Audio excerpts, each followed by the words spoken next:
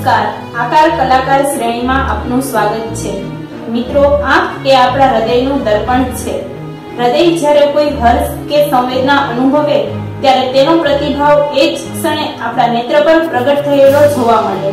કોઈ સુંદર કલાકૃતિ નેત્રપટલ પર અંકિત થતા તરત જ હૃદય પુલકિત થઈ એ ઉર્મિઓને આંખ દ્વારા અભિવ્યક્ત કરે છે। સુંદર કલાકૃતિ પ્રેક્ષકના હૃદયનો કબજો લઈ લે છે। જોનાર પોતાનું અસ્તિત્વ ભૂલી કલાકૃતિ સાથે એકરૂપ બની તેનું સૌંદર્ય પાન કરે છે। અમદાવાદના યુવા કલાકાર શ્રી આશિષ કટારિયા પ્રકૃતિની મનોહરતા કે શિલ્પ સ્થાપત્યના અદ્ભુત કલા વારસાને પોતાની પીંછી દ્વારા સુંદર કલાકૃતિનું રૂપ આપે છે। તો આવો આજે આપણે તેમની કલાનો આસ્વાદ માણીએ।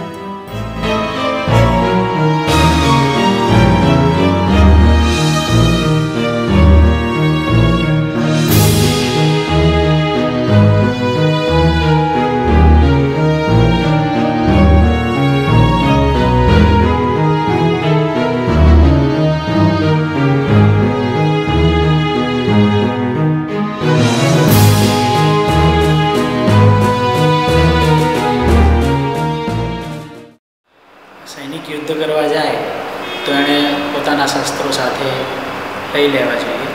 એમાં એક પણ શસ્ત્ર ભૂલી જાય, શસ્ત્ર કે અસ્ત્ર, તો એને તકલીફ પડે।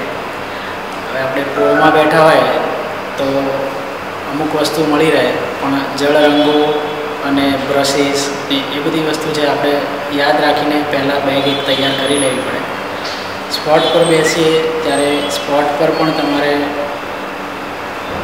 ડિસ્ટર્બન્સ ન થાય, લોકોની અવર જવર, કોઈ વાહન આગળ આવીને પાર્ક કરી દે, એ બધા પ્રોબ્લેમ્સ ઘણા બધા થતા હોય છે। એટલે એવું સ્થળ નક્કી કરવું પડે જ્યાંથી તમને કમ્પોઝિશન પણ પરફેક્ટ મળે અને ત્યાં કોઈ એ પ્રકારનું ડિસ્ટર્બન્સ ના થાય।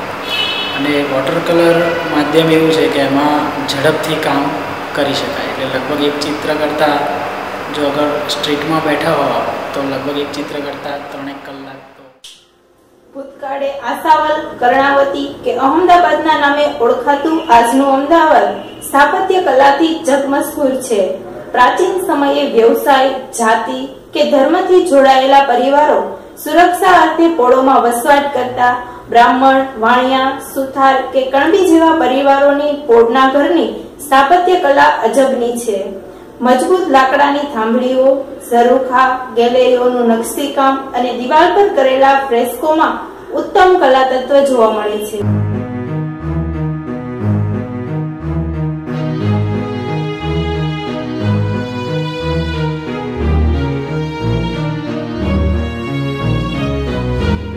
કેટલીક પોળોમાં વરસાદી પાણીનો સંગ્રહ કરવાની પદ્ધતિ પણ અમલમાં હતી। દરેક પોળની સ્વચ્છતા, ચોકીદારી અને મિલકતના વેચાણ અંગે ખાસ નિયમો રહેતા। વસવાટ કરતા બધા જ પરિવારો તેને અનુસરતા।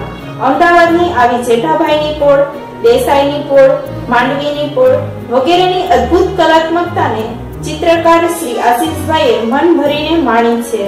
ચાની ચુસ્કીઓ સાથે સુંદર મજાના ચિત્રોનું રૂપ પણ તેઓએ આપ્યું છે।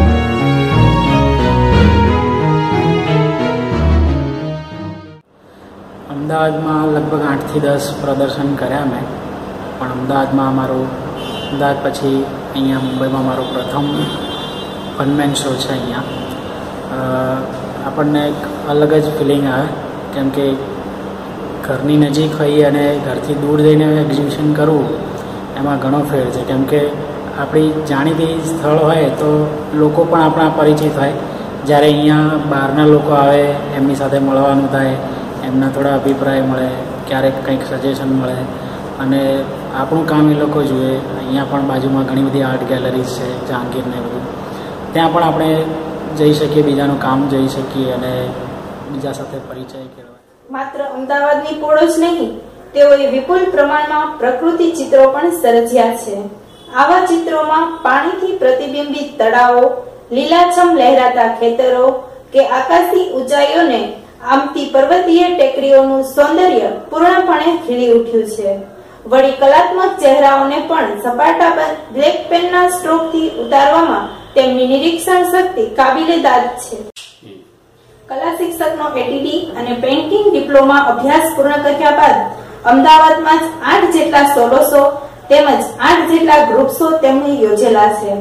તાજેતરમાં જ મુંબઈના આર્ટિસ્ટ સેન્ટરમાં વર્ટિકલ હ્યુઝ નામે તેમનું સોલો ચિત્ર પ્રદર્શન યોજાઈ ગયું. નિમા ચિત્ર સર્જન, મા સરસ્વતી અને સનિષ્ઠ કલા શિક્ષકના પુરસ્કારો તેમને પ્રાપ્ત થયેલા છે. તેમની કલા યાત્રા અવિરત રહે અને સુંદર ચિત્રોથી ગુજરાતનું કલા જગત સમૃદ્ધ બને તેવી અભ્યર્થના. નમસ્કાર. કલા અને સમાજ જીવન પરસ્પર પોષક બળો છે. જો આ બંને વચ્ચે અંતરાય ઉભો થાય તો સૌંદર્ય નિરૂપણના મૂલ્યોને પણ હાનિ થાય. કળા અને જીવન, કળા અને સમાજ ક્યારેય એકબીજા વિના ચાલી ન શકે. કેટલીક વાર ચિત્રનો મૂળ હેતુ પામવાનો પ્રયત્ન કરતા આપણે ઘણીવાર સર્જન પ્રક્રિયાના પણ ભાગીદાર બની જઈએ છીએ. કલાકારના અનુભવને જો સમાજ અનુભવી ન શકે તો તે સર્જનનું કોઈ ખાસ મહત્વ રહેતું નથી.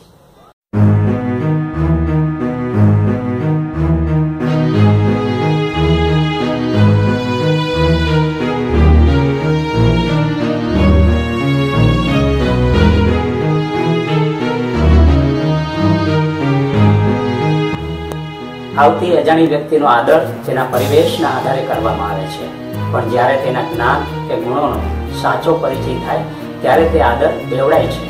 કલાકારનું મૂલ્યાંકન તેની કાર્યદક્ષતા, વિચારો, રજૂઆત, સામાજિક જોડાણ કે કાર્યની ગહનતાના આધારે થવી જરૂરી હોય છે. માટે કલા એ કેવળ વૃત્તિ કે પ્રકૃતિ નહીં, પણ મનુષ્યની ગુણવાન પ્રવૃત્તિ અને સંસ્કૃતિમાં સ્થાન પામી છે. કોઈ નવા વ્યક્તિત્વને લઈ આપણે આકાર કલાકારમાં ફરી મળીશું. ત્યાં સુધી રજા આપશો.